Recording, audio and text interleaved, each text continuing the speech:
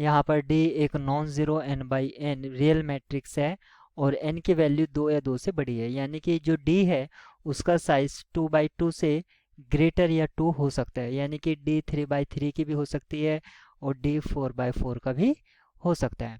यहाँ पर कौन से इम्प्लीकेशन वैलिड है ये हमें फाइंड करना है।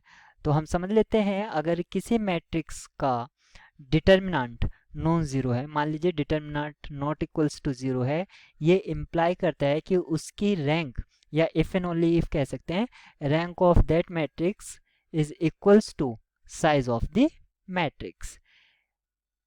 ये स्टेटमेंट है। यहाँ पर कहा है implication is valid. Option A की तरफ देखते हैं, डिटर्मिनेंट अगर ज़ीरो है यानी कि नॉन ज़ीरो नहीं है तो रैंक ऑफ डी ज़ीरो होगा, जरूरी नहीं है। हम एक ऐसा मैट्रिक्स कंसिडर कर लेते हैं जिसका डिटर्मिनेंट वन है, जैसे कि हम ले लेते हैं 1 - 1 0 0। इस मैट्रिक्स का डिटर्मिनेंट -1 है और अगर हम रैंक की बात करें तो रैंक भी इसकी 2 है। तो ऐसे आपको एग्जांपल्स मिल जाएंगे, वी कैन फाइंड।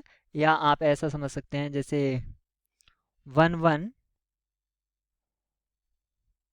और कुछ भी आप ले सकते हैं, जैसे 0 0। इसका डिटर्मिनेंट तो खैर 0 हो जाएगा, आपको मिल जाएगा, ऐसी कोई प्रॉब्लम नहीं है। जहाँ पर डिटर्मिनेंट आपको 0 मिलेगा लेकिन रैंक उसकी 0 हो, ऐसा पॉसिबल नहीं है, ये स्टेटमेंट गलत है।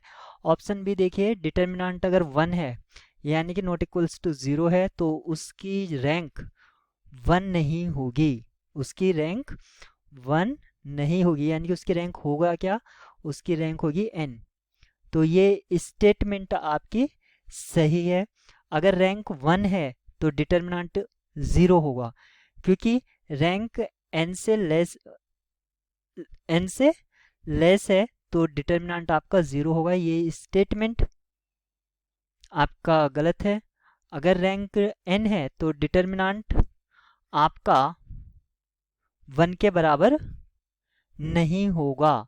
ऐसा नहीं कह सकते, 1 भी हो सकता है, तो ये स्टेटमेंट भी गलत है। अगर यहाँ पर रैंक अगर d हो जाए, रैंक ऑफ मैट्रिक्स d अगर n हो जाए तो जरूरी नहीं उसका डिटर्मिनेंट 1 होगा, लेकिन अगर डिटर्मिनेंट 1 है तो रैंक उसकी 1 नहीं होगी, यानी कि n होगी।